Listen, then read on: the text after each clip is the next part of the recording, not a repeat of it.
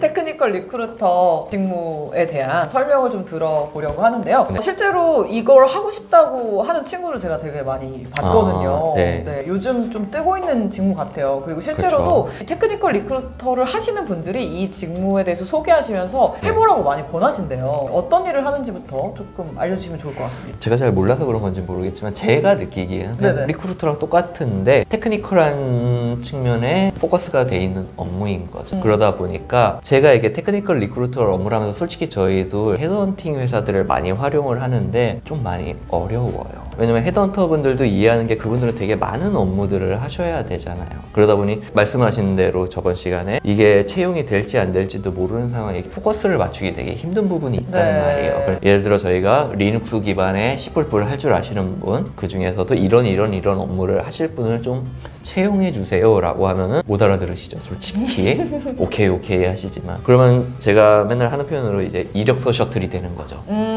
키워드 검색을 해서 C++ 있으면 다 날라와요. 아무것도 모르는 제가 봐도 이건 좀 아니거든. 그러니까 제가 저희 HR 조직이랑 저랑 기싸움하는 부분이 뭐냐면은 HR들도 KPI라는 게 있어요. 이력서 몇 장을 받아서 1차 테크니컬 면접까지 몇 명을 보내야 되고 그다음에 저희 PMI 프로젝트 매니지먼트 몇 명 보내야 되고 최종 채용을 몇 명 해야 된다, 이게 다 있거든요. 근데 저희가 아무래도 초창기다 보니까 인원이 많이 모자라잖아요. 면접 한 번 보려면 1시간은 그냥 쑥쑥 지나가잖아요. 그래서 저는 제가 공부를 되게 열심히 해서 스크리닝을 좀 심하게 했죠. 그랬더니 이제 HR 쪽에서는 저한테 막 뭐라고 하는 거죠. 다른 리크루터 전 세계 가도 너만큼 이력서 조금 받는 애가 없더라.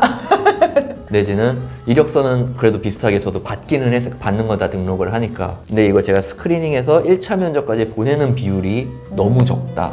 그럼 제가 싸우는 거는 그런 거죠. 야, 다른 애들 20명, 30명 면접 봐서 최종적으로 1명, 2명 뽑잖아. 근데 나는 3명, 4명 면접 보면 1명, 2명 뽑잖아.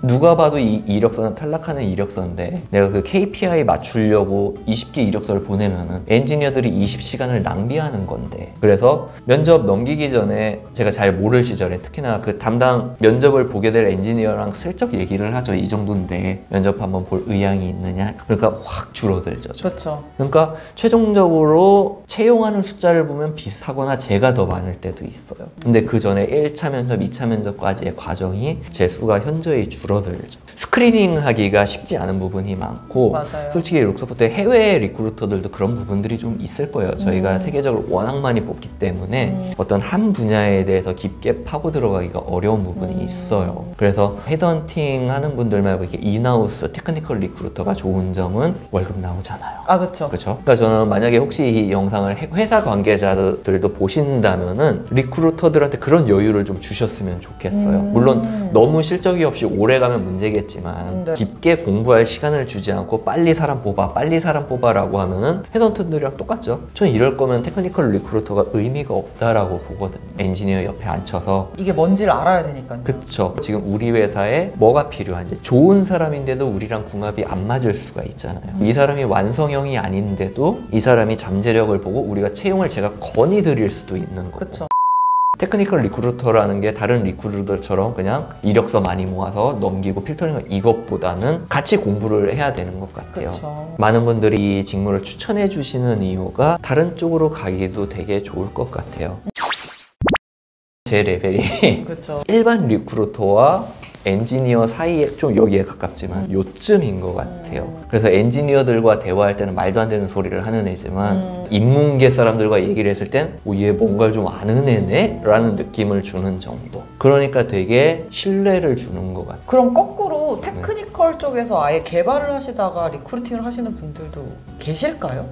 잘 없는 것 그쵸? 같아요. 그러니까 은퇴를 하시면 가시는데, 자, 첫 번째로 왜냐면 지금 프로그래머에 대한 수요가 워낙 많아요. 나이가 50이건 60이건 되면 채용하죠. 뽑습니다. 네. 프로그래머가 요새 연봉 되게 높은 거 아시잖아요. 제 리크루터를 하실 필요는 없습니다. 그쵸. 제가 헤드헌팅 업무를 할 때는 용돈을 드린다고 하죠. 컴공 이런 거 전공을 하셨을 거잖아요. 네네네. 그럼 우리 주변에 동문회 나가면은 주변에 다 프로그래머일 거잖아요. 어려운 거 말고 제 손을 잡아서 내 손에 쥐어만 줘라. 아.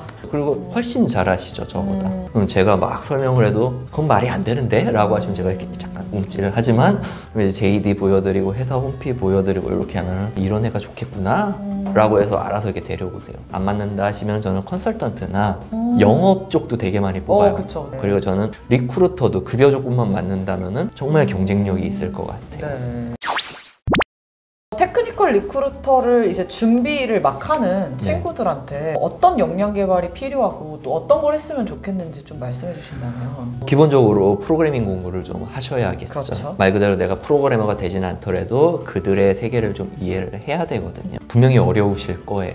제 에피소드를 말씀드리자면 제가 파이썬 처음 배울 때 학원 선생님이 파이썬 처음 하시는 분 했더니 되게 많아요. 오, 할만하다. 한 일주일 동안 내가 되게 천재 같나.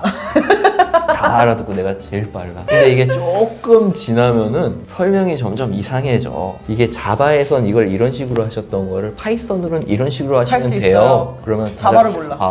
하는데 나만 외롭잖아요. 그러면 이제 니네 다 처음이라며 했는데 자바는 파이썬이 처음인 거지.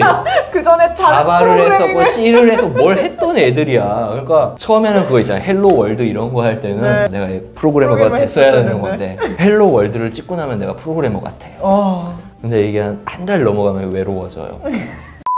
점점 설명이 자바에선 이렇게, C+에선 이렇게, 파이썬에선 이렇게. 오케이? 너무 쉽죠, 다 파이썬? 오케이.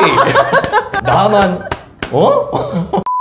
엔지니어들이 그래요. 지금 뭐 요새 뭐 코틀린이 뜨고 뭐 루비가 스위프트가 뭐 되게 많잖아요. 많죠. 이게 업무별로 세분화되는 건데 모든 프로그래밍 언어의 기초는 C 계열과 자바 계열이래요.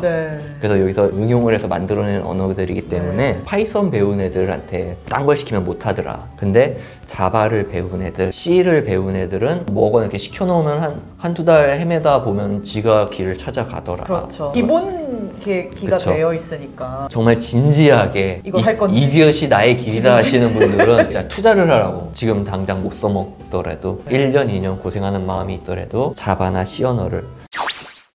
워낙 프로그램들이 잘 나오니까 예를 들어 밀키트 같은 거죠. 요새 다 프로그램이 세팅이 된 요리를 왜 해? 이런 느낌인 거죠. 맞아요.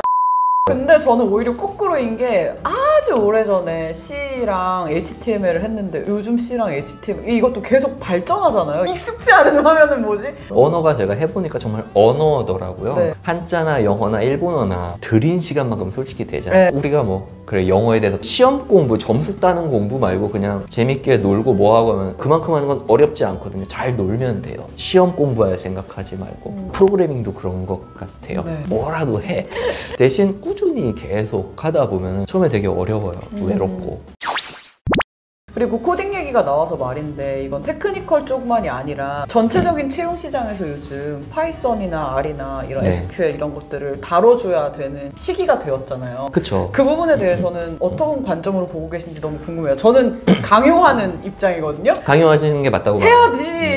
제가 5년 전부터 취업, 뭘 해야 될지 모르겠다. 대부분 멘토들이 그 얘기를 하잖아요. 뭐 명확한 목표를 세우고 구체적인 목표가 제일 어려워요. 그쵸. 목표 있으면 뭐라도 해. 목표 없을 때 뭘 해야 되느냐. 내가 뭘 할지 모르겠다. 세 가지가 있다. 영어.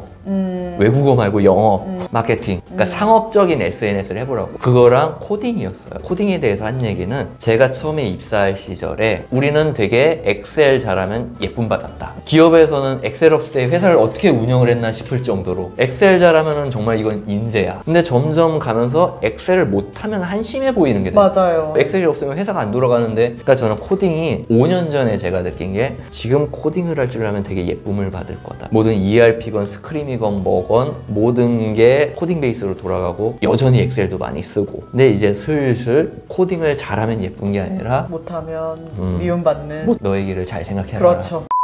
일단은 테크니컬 리크루터도 여러분의 역량들이 잘 맞는지를 검증하시는 거 플러스 이제 앞으로를 대비해서 코딩이나 이런 기본적인 역량들을 쌓으시는 그런 시간이 필요하다는 걸 좀 많이 짚어서 설명해 주신 것 같아요. 다음 시간에는 이제 또 헤드헌팅을 하셨으니까 헤드헌팅 쪽으로 궁금하신 부분들을 제가 한번 풀어보도록 하겠습니다. 네, 고생하셨습니다. 수고하셨습니다. 감사합니다.